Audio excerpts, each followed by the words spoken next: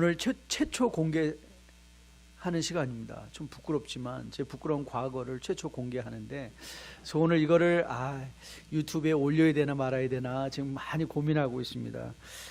어려서 저희 어머니께서 저에게 붙여준 아주 부끄러운 별명이 하나 있습니다. 이게 뭐냐면, 여러분이 이거 하시면 안 됩니다.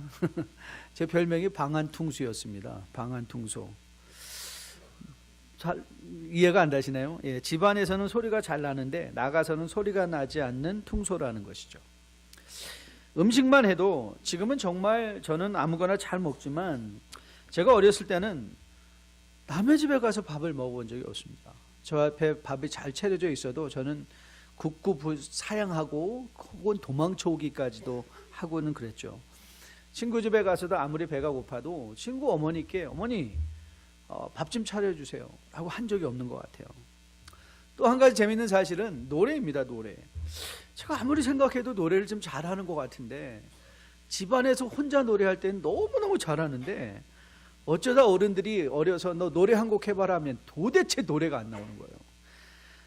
학교에서 독창을 할 때도 늘 점수가 나오지 않았습니다. 음악 시간에 혼자서는 잘하는데 남 앞에서는 안 됩니다. 사실 지금은 많이 회복됐기 때문에 여러분 앞에서 이렇게 회중 찬양을 인도하곤 하지만, 여러분이 아셔야 될 거 하나 있습니다. 제가 여기서 하는 것보다 훨씬 잘합니다. 혼자 하면. 아버님이 돌아가시기 전에도 그랬던 것 같은데, 아버님이 돌아가신 후에는 더 심해졌던 것 같습니다.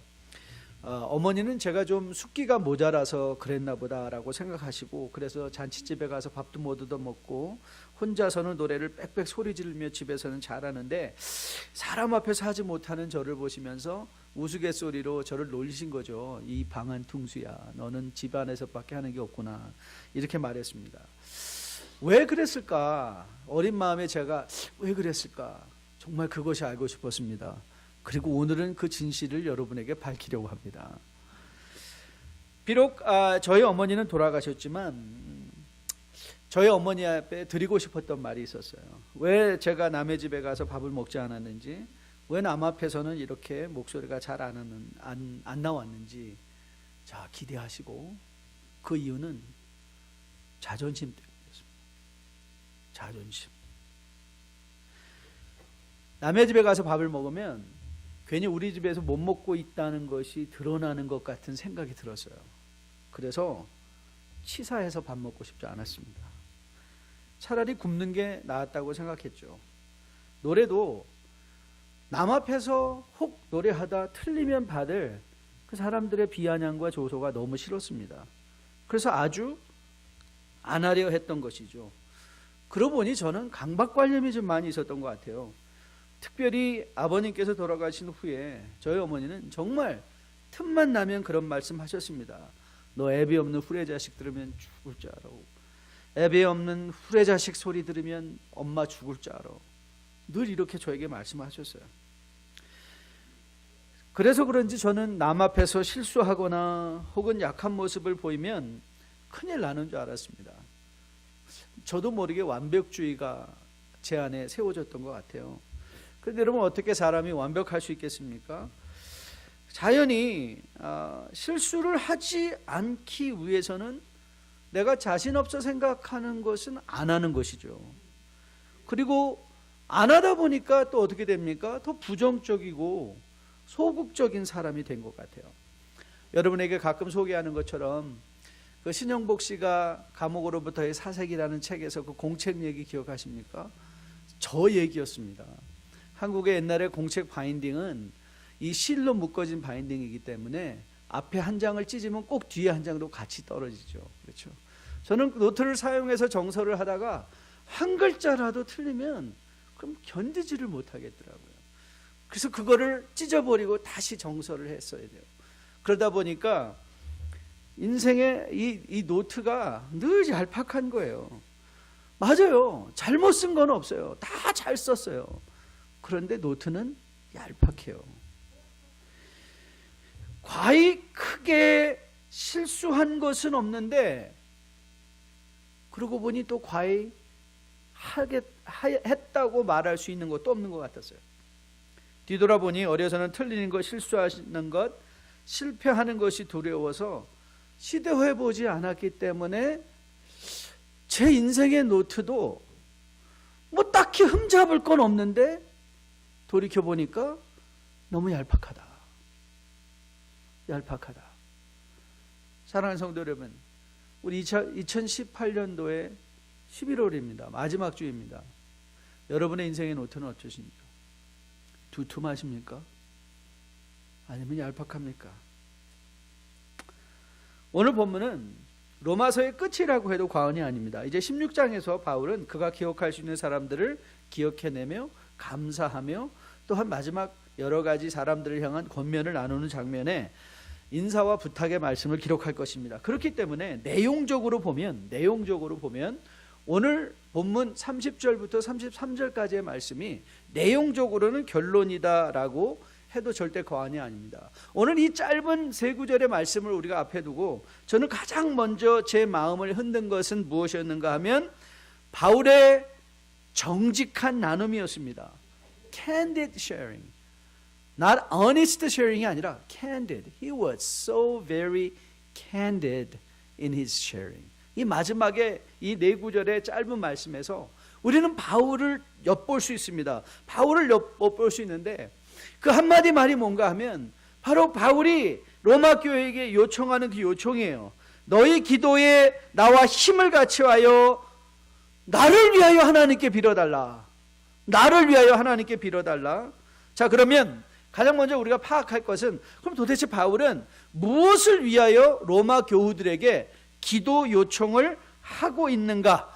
자, 31절 32절 말씀에서 바울이 로마 교회 교우들에게 요청하고 있는 기도의 제목을 볼 수 있는데요. 자, 우리 같이 한번 31절과 32절을 같이 한번 읽어볼까요? 그러면서 바울이 요청하는 기도의 내용이 무엇인가도 여러분이 한번 스스로 파악해 보시길 바랍니다. 같이 읽습니다. 시작. 나로 유대에서 순종하지 않은 자들로부터 건짐을 받게 하고 또 예루살렘에 대하여 내가 섬기는 일을 성도들이 받을 만하게 하고 나로 하나님의 뜻을 따라 기쁨으로 너희에게 나아가 너희와 함께 편히 쉬게 하라.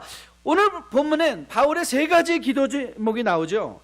예루살렘을 방문 중에 위험한 순간으로부터 나를 건짐을 받게 하라. protection, 보호를 요청하고 있습니다. 나 좀 보호받게 도와줘. 두 번째, 예루살렘 교회를 위하여 가지고 가는 연보가 잘 받아들여질 수 있도록 기도해줘. 사역의 효율성입니다. Ministry efficiency. 사역, 자기가 감당해야 되는 사역을 좀 효율적으로 잘하고 올 수 있도록, 의미 있게 잘하고 올 수 있도록 나를 위해서 기도해줘. 그럼 마지막 기도의 제목은 그가 하나님에 따라 로마 너희에게 가서 함께 편히 쉬게 해달라. 이 기도에서 로마로 가게 하는 기도 제목과 더불어 그것이 하나님의 뜻에 견주어 the very pleasing will of God.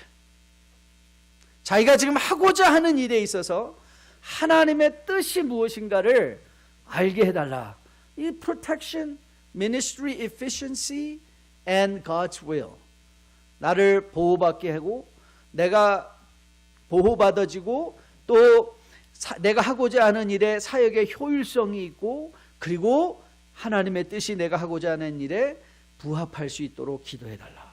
이 세 가지 기도 제목을 주고 있는 거예요. 자, 그러면 우리 이 기도 제목을 한번 살펴보면서 우리가 매일의 삶 가운데서 우리는 어떤 중보, 어떤 기도를 우리를 위해서 해야 되는가를 우리가 바울의 기도 내용을 심층적으로 묵상해 보면서 우리의 기도 생활과 마지막 이 시대를 살아가는 우리가 어떤 마음을 가지고 살아가야 되는가를 교훈받아 보는 시간 함께 나누기를 원합니다. 가장 먼저 바울은 나를 유대의 동족들의 이 두려움으로부터 나를 보호해달라. 이 말을 통해서 우리는 바울이 그가 처한 정황을 분명하게 인식하고 있다는 사실을 보게 됩니다. 그는 그가 처한 예루살렘에 가는 것, 이미 우리가 지난주에 보았던 것처럼 예루살렘을 가지 말라고 하는 형제들이 많이 있었다는 것을 여러분은 알고 있죠. 우리 고린도후서 11장에서 바울 자기가 자신의 사역을 회고하면서 바울이 이렇게 말한 것 여러분 기억하실 것입니다.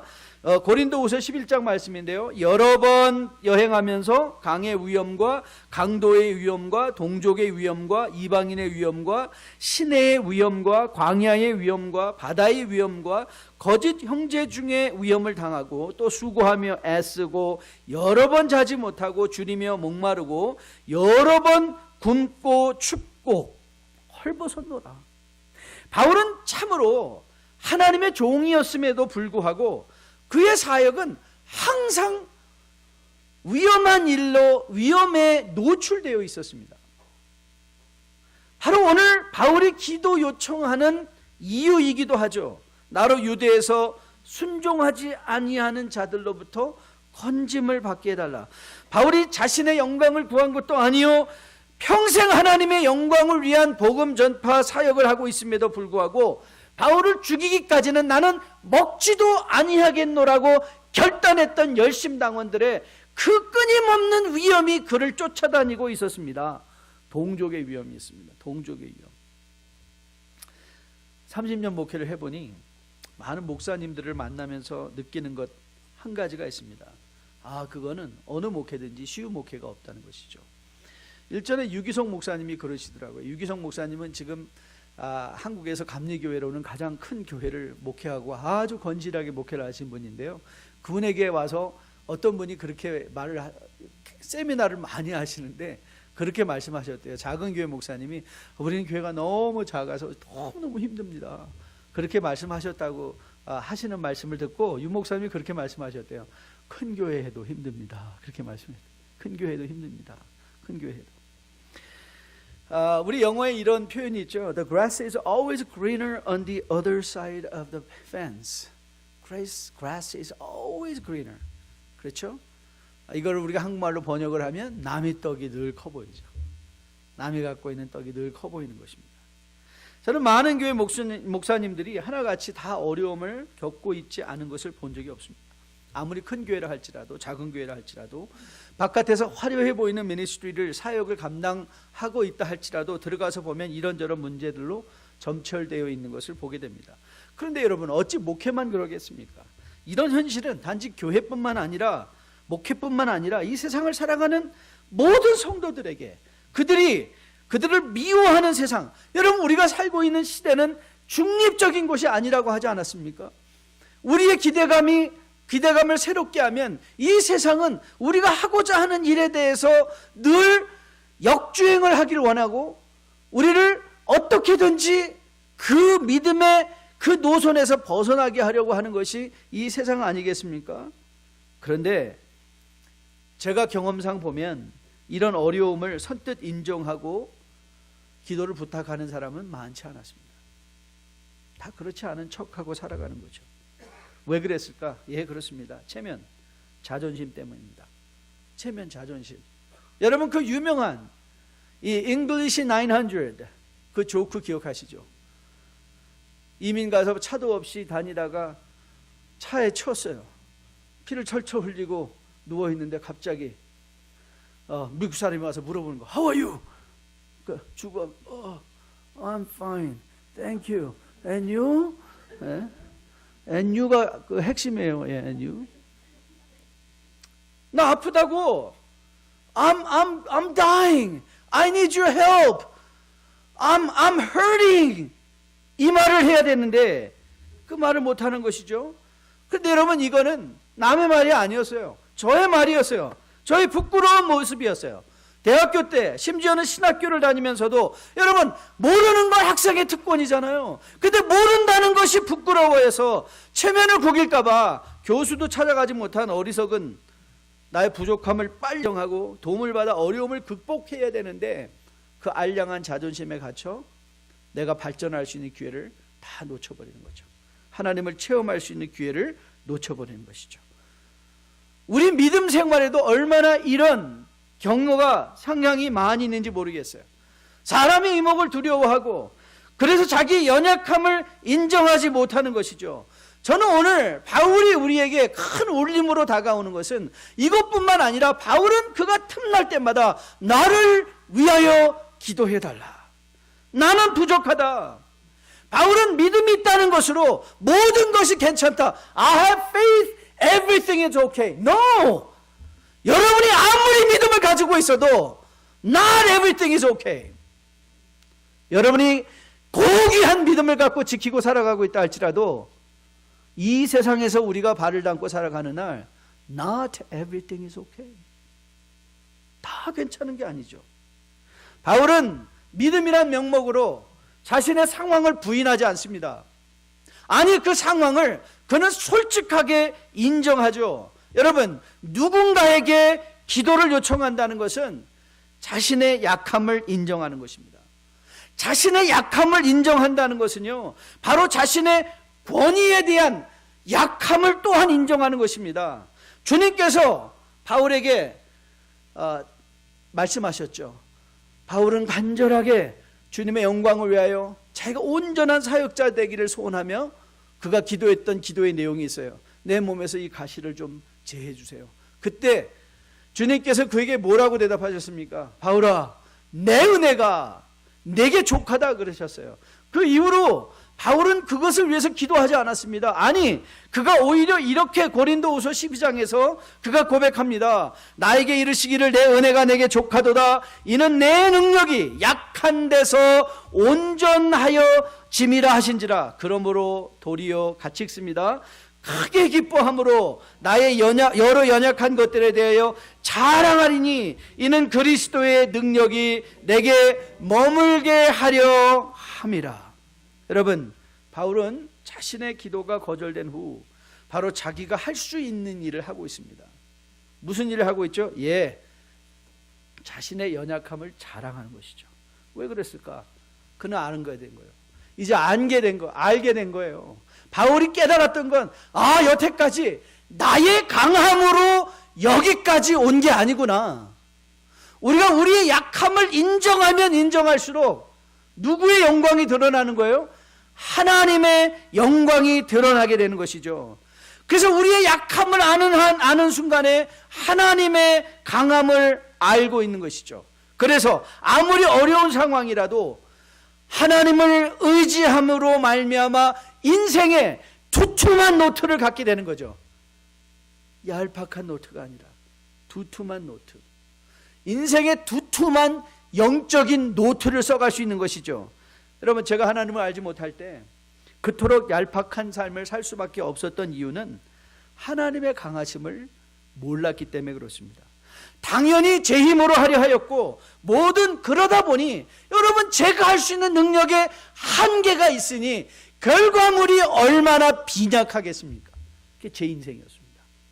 그래서 오늘 저는 묻고 싶습니다. 여러분의 인생은 어떻습니까? 여러분의 생각과 여러분의 계획과 여러분의 의지대로만 하려고 하였던 우리 인생이 과연 풍성해질 수 있을까요? 그러나 하나님을 알게 되고 그 하나님을 매일의 삶에서 역사하시는 그 하나님의 능력을 알게가 되니 내가 아무리 약해도 상관이 없죠. 우리가 해야 될 것은 뭐죠? 시도해 보는 거죠. 뭐 하죠? 기도를 하는 거죠. 나 혼자 기도하기 힘들 때 뭐 하죠? 중보 기도 요청하는 거죠. 그리고 제가 깨달은 거 있습니다. 이제는 내가 내 약함을 숨길 필요가 없구나. 틀려도 괜찮구나. 여러분, 자신의 무능함에 대해서 정직하지 않을 필요가 없습니다. We can be candid about sharing about my weaknesses. 내 자신의 연약함을 솔직하게 나눠도 괜찮습니다. 여러분, 아픈데 아프지 않다고 할 이유가 없습니다. 모르면서 아는 척할 필요 없습니다. 여러 가지 삶의 위험 앞에 두려우면서 안 그런 척할 필요 없습니다. 스스로 기도할 뿐만 아니라 하나님께 기도하는 것이죠. 스스로 기도할 뿐만 아니라 주변에 하나님께서 붙여주신 여러 중보 기도자들에게 요청하여 나와 함께 나의 부족을 위하여 기도해 주시고 나의 부족 가운데 역사하신 하나님의 영광이 드러나게 도와주세요. 저는 여러분과 저가 그런 마음으로 기도할 수 있는 우리 모두 되기를 주님의 이름으로 축복드립니다. 제 인생도 제 목회도 가정도 저희 교회도 끊임없는 많은 위험 앞에 노출되어 있음을 고백합니다. 시시때때로 우리의 하나님 하나됨을 어떻게든지 부수고 교회를 위험에 빠뜨리려고 하는 존재들이 끊임없이 우리의 마음을 요동하고 있음을 고백합니다. 그래서 저는 여러분께 기도 부탁드립니다. 저를 위해서, 우리 교육자들을 위해서, 이 교회를 위해서 여러분 꼭 하나님께 빌어주십시오. 하나님께 빌어주십시오. 저도 여러분을 위해서 기도하겠습니다. 더 열심히 많은 위험으로 노출된 세상에서 여러분들이 하나님의 보호하심을 얻을 수 있도록 기도하겠습니다.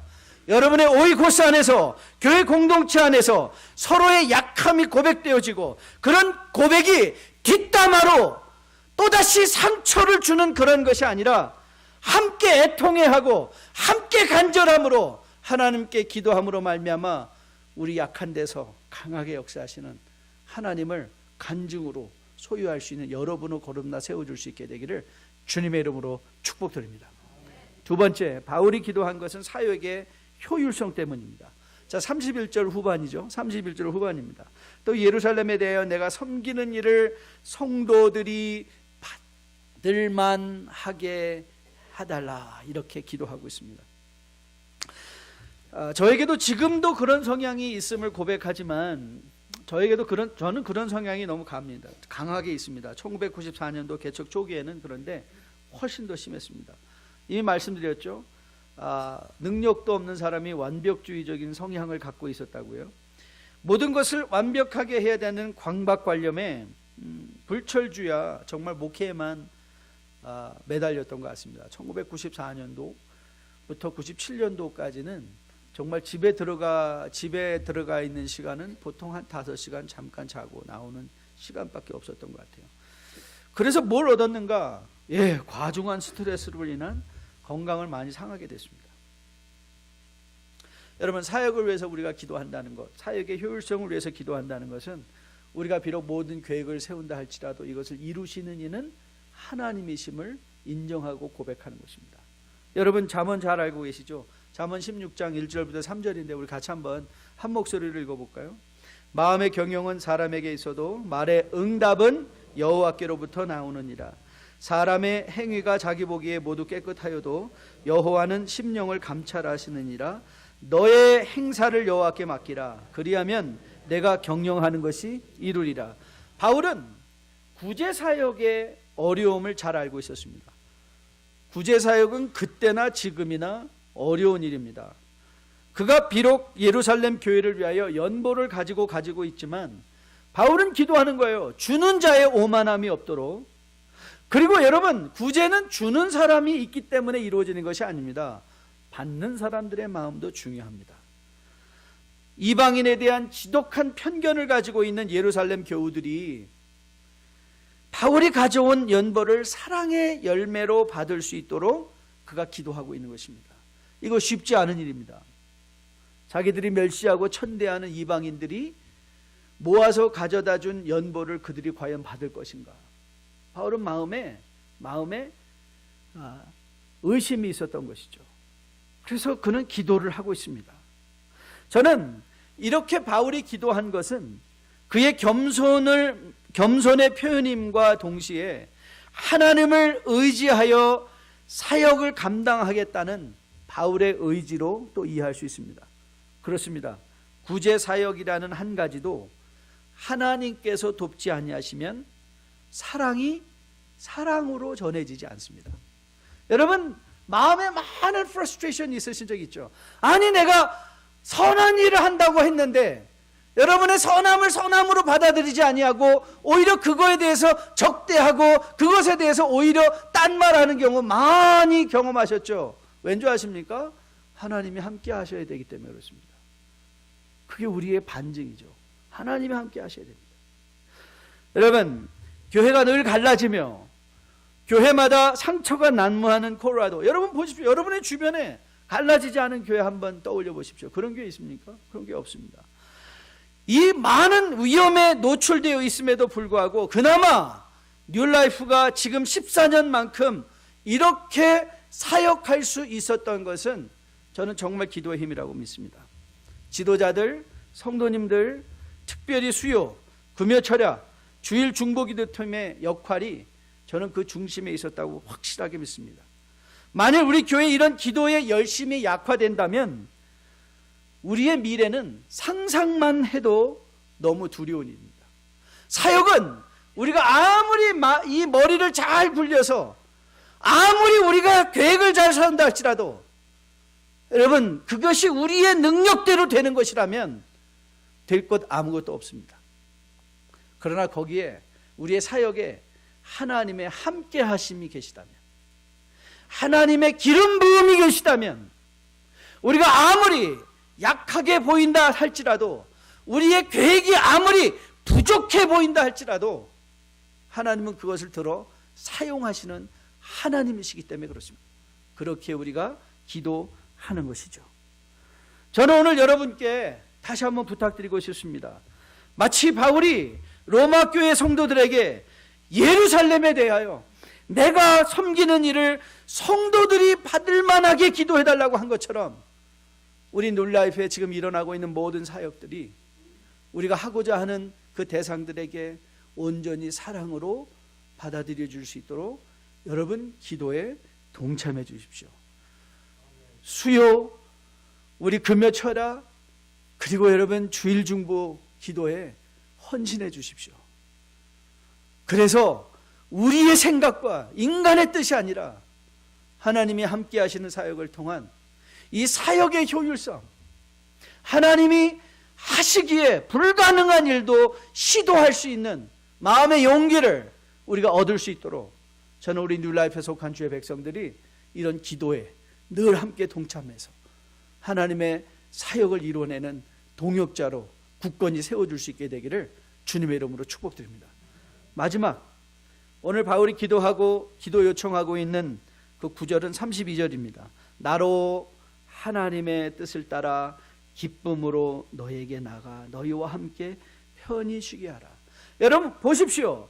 이것이 얼마나 사소한 것인가를 한번 보세요. 가고 오는 것, 기쁨을 누리는 것, 편히 쉬는 것, 여러분 이 모든 일상에 일어나는 소소하고 사소한 것 같은데, 근데 오늘 바울은 그 우리의 삶에 일어나는 소소하고 사소해 보이는 것까지도 무엇과 연결시키고 있습니까? 하나님의 뜻으로 연결시키고 있습니다. 이런 바울의 자세는 로마서 서신 전체 맥락과 잘 맞아 떨어집니다. 바울은 로마서를 통해서 믿음으로 의롭게 되어 믿음으로 구원받아 주의 백성으로 거듭나 살아난다는 것이 무엇인가를 먼저 믿음을 설명해주고 12장부터는 믿음이 어떻게 우리의 삶에서 역사하는가 생활장을 시작한 것 여러분 잘 알고 계십니다. 바울이 로마서 12장을 어떻게 시작했죠? 우리 같이 한번 다시 상기해 볼까요? 1절과 2절을 같이 읽습니다. 시작. 그러므로 형제들아 내가 하나님의 모든 자비하심으로 너희를 권하노니 너의 몸을 하나님이 기뻐하시는 거룩한 산제물로 드리라. 이는 너희가 드릴 영적 예배니라. 너희는 이 세대를 본받지 말고 오직 마음을 새롭게 함으로 변화를 받아 하나님의 선하시고 기뻐하시고 온전하신 뜻이 무엇인지 분별하라. 바울은 생활장의 첫 번째 권면이 무엇인가? 가서 열심히 내 능력으로 뛰어보라가 아니라 하나님의 뜻을 항상 먼저 상고하라. 하나님의 뜻을 상고하라. 여러분 주님께서 가르쳐 주신 기도도 여기서 크게 벗어나지 않죠. 하늘에 계신 우리 아버지여 이름이 거룩히 여김을 받으시옵시며 나라 임하옵시며 뜻이 하늘에서 이룬 것 같이 땅에서도 이루어진다. 여러분 우리가 주님께서 우리에게 가르쳐 주신 게 뭐예요? 하나님의 뜻이 이루어지는 삶을 살아내라는 거 아닙니까? 하나님의 뜻이 이루어지는 것. 여러분 우리가 하나님의 뜻을 위하여 기도해야 할 것은 하나님께서 우리를 향하여 선한 계획을 가지고 계신 분이고 하나님의 뜻이 우리 가운데 이루어질 때야 비로소 우리는 진정한 삶의 보람과 가치를 누릴 수 있기 때문에 그렇습니다. 바울 사도가 온전한 교리를 가지고 진리 가운데 살아가는 성도 중에 주는 권면의 가장 중요한 것은 저는 항상 이 말씀이라고 생각해요. 하나님의 선하시고 기뻐하시며 온전하신 뜻에 따라 사는 것입니다. 그 내 생각과 다를 때가 있습니다. 우리의 삶을 통하여 하나님의 기뻐 받으시는 모습이 무엇인가를 설명하고 있다고 해도 이건 절대 과언이 아닌 것이죠. 우리의 눈으로 보는 하나님의 영광이 아니라 하나님이 말씀하시는 하나님의 영광이 무엇인가를 생각하라는 거예요. 여러분, 사울이 그 사무엘의 하나님의 말씀의 명령에 대적하여 아멜렉과의 전투에서 모든 살아있는 것을 죽여 함에도 불구하고 살려냈을 때 그가 변명으로 내세운 것이 무엇입니까? 하나님께 좋은 곳으로 예배하고 싶다 그랬어요. 그런데 여러분, 그걸 하나님께서 받으셨습니까? 아닙니다. 순종이 제사보다 더 나은 것이라고 말씀하셨어요. 순종이 뭐예요? 순종, 하나님의 뜻이 우리가 생각한 것보다 훨씬 더 낫다는 것이죠. 하나님의 뜻, 하나님의 뜻.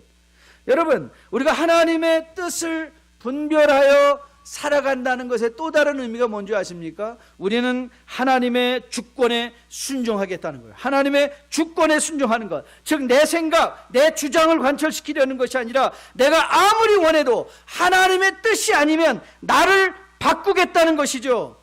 우리는 구약의 히스기야 사건을 통해서 하나님께서 인간이 자기의 생각으로 구하는 것이 얼마나 위험한 것인가를 우리에게 반면교사로 보여주기 위하여 히스기야를 세워주셨다고 믿어요. 여러분, 히스기야의 인생의 히스기야는 그나마 유대의 선한 왕 중에 하나였는데 그의 인생의 가장 비극적인 파트가 어떤 파트였습니까? 그가 면벽 기도하여 다시 살아난 그 15년의 인생이 히스기야에게서는 치명적 사건이 되었죠. 그거로 말미암아 유다가 완전히 멸망할 근원적인 이유를 제공한 그 15년이 된 것이죠. 바벨론의 사신들에게 자신의 곡간을 열어 모든 것을 다 보여주고 그때 태어났던 므낫셋이 유다의 가장 악한 왕이 되어 가장 오래 섬겼던, 가장 오래 통치했던 유다의 역사에 둘째 가라면 서러워할 악한 왕이 그 15년 기간에 태어난 그 아들이었다는 사실을 우리가 상기한다면 우리의 생각이 아니라 하나님의 뜻을 따라가는 것이 얼마나 더 필요하고 그것이 우리에게 좋은 것인 것을 극적으로 설명해 주는 것이 히스기야 사건이라고 저는 믿습니다. 바울은 오늘 그가 위험에서 벗어나는 것, 기쁨을 누리는 것, 편히 쉬는 것, 이 모든 것이 하나님의 뜻 안에서 이루어지는 것인 것을 인정하고 기도 요청하고 있습니다. 저는 기도합니다. 여러분과 저가 우리가 원하는 것을 가지고 열심히 기도할 뿐만 아니라 우리가 원하는 것을 주님 앞에 아뢰기 전에 우리의 항상 기도 제목은 하나님의 선하시고 기뻐하시며 온전하신 뜻을 위하여 여러분이 기도하시고, 그래서 그 하나님의 온전하시고 기뻐하시고 선하신 뜻이 혹이라도 여러분의 생각에 거슬려 가는 것일 때는 저는 하나님을 바꾸려는 것이 아니라 나를 바꾸는 그런 온전한 기도 생활을 감당하시는 여러분과 저 될 수 있게 되기를 주님의 이름으로 축복드립니다. 이 부분에 강론하면서 존 스타트 목사님이 그의 주석 로마서에서 아주 흥미있는 해석을 하셨어요. 먼저 이런 질문을 던지셨어요. So, what happened to Paul's 3 prayers in which he asked the Romans to join him? 그러면 도대체 바울이 로마 교우들에게 그와 뜻을 같이하여 기도 요청해달라고 하였던 3가지 기도 제목에는 어떤 일이 일어났는가, 어떤 응답이 있었는가. 그리고 이제 스타트 목사님이 이렇게 풀어가십니다. 제가 스타트 목사님의 그 글을 제가 번역해서 슬라이드에 올려놓을 테니까 한번 눈으로 따라오시면서 보세요. 2번째 기도의 응답 여부는 잘 알 수 없습니다. 누가가 그 부분을 기록하고 있지 않기 때문입니다. 즉 예루살렘 교회가 바울의 연보를 어떻게 받아들였는가에 대해서는 우리가 알 수 없다고 성경이 기록하고 있지 않기 때문에 알 수 없다고 말하신 후에 그리고 이렇게 말씀합니다. 그러면 다른 2 기도는 어떻게 되었습니까? 둘 다 응답받았다고 할 수 있지만 첫 번째는 yes and no, 2번째는 yes but 이었습니다. 과연 바울은 믿지 않는 이들로부터 예루살렘에서 보호함을 얻었습니까? 그가 체포되어 감옥에 갇힌 것을 보면 아니요라고 이해할 수 있습니다. 하지만 그가 3번이나 폭력으로부터 보호함을 얻고 1번 태용으로부터 구함을 받고 1번 목숨을 건진 것을 생각하면 그렇다. 이 기도는 응답되었다라고 할 수 있습니다. 그럼 그가 로마에 갈 수 있었나요? 하나님의 뜻에 따라 로마 교회에 가서 편히 쉬게 해달라고 했던 그 기도를 말하는 것이죠. 주님께서 약속하신 대로 바울은 로마에 갔습니다.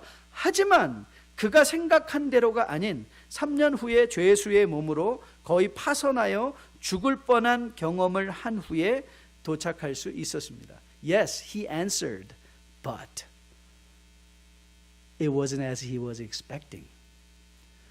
주님께서 응답하셨지만 바울이 기대하던 응답 아니었다는 거예요. 그러면서 스타트 목사님은 이런 주석 후에 두 가지 기도에 대한 중요한 결론을 내려주셨습니다. 먼저는 기도는 그리스도인의 사역에 필수적인 것이고 바울이 한 것처럼 본인 자신뿐만 아니라 주변의 모든 사람들에게 기도 요청하는 것 또한 필수적이다 그랬어요. 여러분이 성도의 삶을 살아가면서 이건 사역자에게만 적용되는 게 아닙니다. 우리가 이 세상을 살아가면서 기도하는 것뿐만 아니라 기도를 요청하는 것, 주변에 기도를 요청하는 것. 제가 1:1 양육자 훈련할 때 가장 먼저 첫 번째 그 어사이먼트가 뭐냐면 당신을 위해서 이 양육자 훈련과 앞으로 양육자 훈련을 진행할 때 위에서 기도할 2명의 중보자를 꼭 찾으라. 중보자를 찾으라. 기도의 중보의 도움도 없이 1:1 양육을 16주 동안 한다는 건 큰 오만함입니다. 감당할 수 없습니다. 그리고 또 이렇게 말씀하십니다. Praying is not like using a coin-operated machine or cash dispenser. 기도한다는 것은 동전 자판기를 사용하는 것이나 현금 인출기 같은 게 아니라는 거예요. 그러니까 내가 원하는 대로 내가 폭을 누르면 콕이 나오는 게 아니라는 거예요. 하나님은 우리를 너무 잘 알고 계시기 때문에 우리의 기도의 응답을 하나님의 선하시고 온전하시고 기뻐하신 때에 적절하게 우리를 인도해 가시는 하나님인 것을 우리는 보게 된다는 것이죠. 그렇기에 기도는 내 뜻이 관철되어지는 것이 아니라 여러분 하나님의 뜻이 이루어지는 것입니다. 이것이 기도의 핵심입니다. 그리고 기도 없이 성도의 삶이 유지될 수도 없습니다. 그래서 우리는 스스로 기도할 뿐만 아니라 함께 기도해야 하는 것이죠. 그래서 바울은 요청합니다. 너의 기도에 나와 힘을 같이하여. 너의 기도에 나와 힘을 같이하여. 근데 이 힘을 같이하다는 말을 영어 성경은 strive together with me in your prayers to God. 너의 기도에 나와 함께 striving. 이것을 다른 영어 우리에게 익숙한 영어로 번역하면 struggle with me. struggle with me. 갈등하면서. 그렇죠? 여러분 struggling 한다는 건 이건 결코 쉬운 일이 아니라는 거예요. 그렇습니다. 여러분 기도는 쉬운 일이 아닙니다. 힘이 드는 일입니다. 여러분 누가가 기록했던 이 겟세마네의 주님의 기도 모습 기억하십니까? 예수께서 힘쓰고 애써 더욱 간절히 기도하시니 땀이 땅에 떨어지는 핏방울. 여러분 얼마나 스트레스풀하게 스트러글링 하면서 하나님 앞에 기도했으면 그의 땀이 핏방울이 되어 땅에 떨어졌다고 적고 있겠습니까? 여러분 기도는 힘든 일입니다. 그런데 그러고 보면 이 세상에서 우리에게 유익한 것은 대부분 힘이 드는 일입니다. 공부도 힘이 듭니다. 예배도 힘이 듭니다. 섬기는 것 힘듭니다. 헌신도 힘듭니다. 기도도 힘든 일입니다. 기도는 그냥 앉아있기만 하면 되는 것이 아닙니다. 스타트 목사님은 이렇게 말씀하세요. But there is nothing automatic about prayer. There is nothing automatic. 모든 것 자동으로 되는 게 기도가 아니라는 거예요. 여러분 기도를 하나 하려도 스트러글링하고 기도를 하나 하기 위해서 결단하고 결심하고 시간을 내고 그 자리에 앉고 생각을 집중하고 하나님 앞에 나의 기도 제목 그 전에 또 하나님의 선하신 뜻을 분별하기 위하여 그 집중하는 것은 스트러글링 하는 거라는 거예요. 하지만 그 일이 필요하다는 거예요. 여러분 그래서 바울은 데살로니가 교회 교우들에게 이렇게 권면했습니다. 같이 한번 읽어볼까요? 항상 기뻐하라. 쉬지 말고 기도하라. 범사에 감사하라. 이것이 그리스도 예수 안에서 너희를 향하신 하나님의 뜻이니라. 쉬지 말고 기도하라. 저는 나이 들어가면서 생긴 버릇이 쉬지 않고 기도하는 것 같아요. 기도를 어떤 형식이나 어떤 정한 시간도 중요하지만 매일매일의 순간, 설교가 막힐 때 하나님 이거 막히고 있네요. 내 마음이 너무 힘들어서 괴로워서 포기하고 싶을 때 하나님, 정말 죄송하지만 저는 이런 표현도 사용한 적이 있습니다. 아버지 정말 때려치고 싶어요. 그런데 하나님은요, 기도하면서 우리의 마음을 바꿔주세요. 1988년도 풀타임 사역으로 목회를 시작했으니 벌써 이미 목회 30년 차입니다. 제가 일주일에 최소 40시간으로 목회로 보낸 시간을 계산해 보니까 62,400시간이었습니다. 근데 저는 이거보다 훨씬 더 많이 했습니다. 62,400시간. 책에서는 어떤 사람이 10,000시간만 쓰면 그 일의 전문가가 될 수 있다고 합니다. 10,000 hours. 우리 말콤 글래들이거든요. 10,000 hours. 저는 벌써 62,000시간, 아니 이거보다 훨씬 더 많이 70,000시간을 다 썼습니다. 그런데도 저는 목회 전문가가 아닙니다. 목회에 익숙하기는커녕 매주 새롭습니다.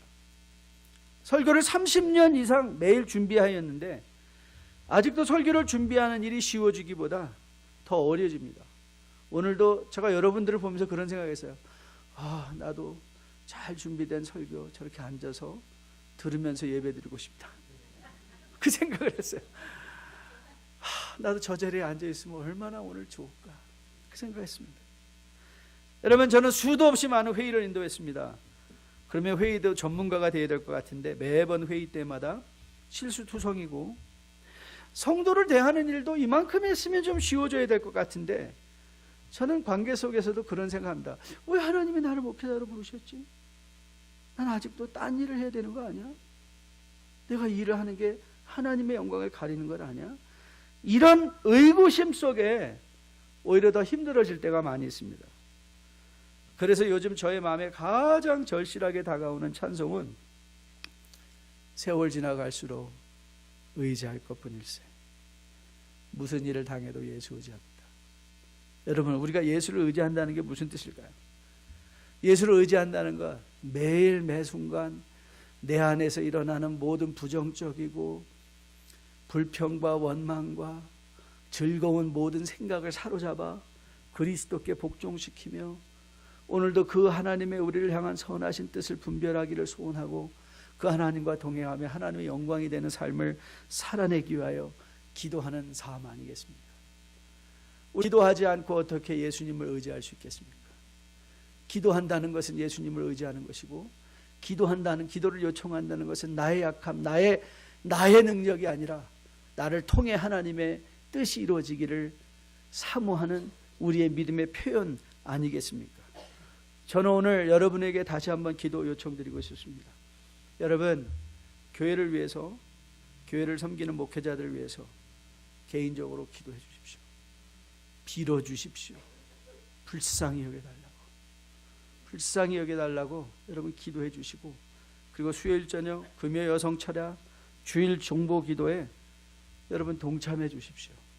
함께 사역을 위하여 기도하는 가운데 저는 여러분과 제가 우리의 기도를 통하여 주님의 일하심을 함께 체험할 수 있는 우리 뉴라이프의 복된 공동체 동역자들로, 마치 로마 교회 교우들이 바울의 동역자가 되었던 것처럼 우리도 서로를 돕는 동역자가 되어 주님 다시 오시는 날까지 믿음 생활 잘 감당하는 우리 모두 되기를 주님의 이름으로 축복드립니다.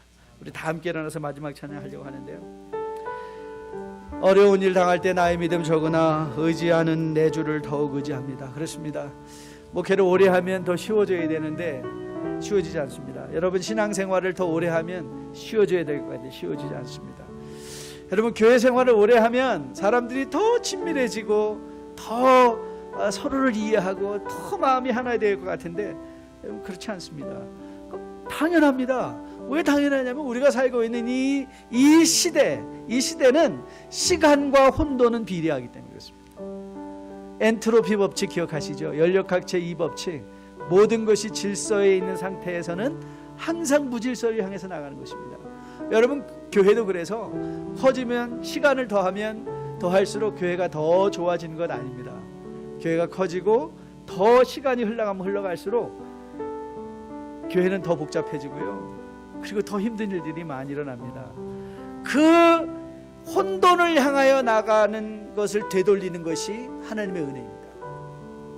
그래서 우리는 기도해야 됩니다. 그 하나님의 은혜를 사모해야 됩니다. 여러분의 인생도 살면 살수록 더 좋아지는 거 아닙니다. 언제 더 좋아질 수 있나? 하나님의 은혜를 베푸실 때야 비로소 혼돈을 향하여 가는 우리의 삶의 질서가 잡힐 수 있습니다. 오늘 주님 앞에 다시 바울의 로마를 향하여 기도 요청하는 그의 간절한 그의 목소리를 우리가 함께 마음으로 들어보며 우리 또한 주님 앞에 또 주변에 함께 기도를 요청하며 주님 오시는 날까지 내 믿음 생활 잘 감당하게 되라는 우리 찬양으로 기도로 함께 올려드리도록 하겠습니다.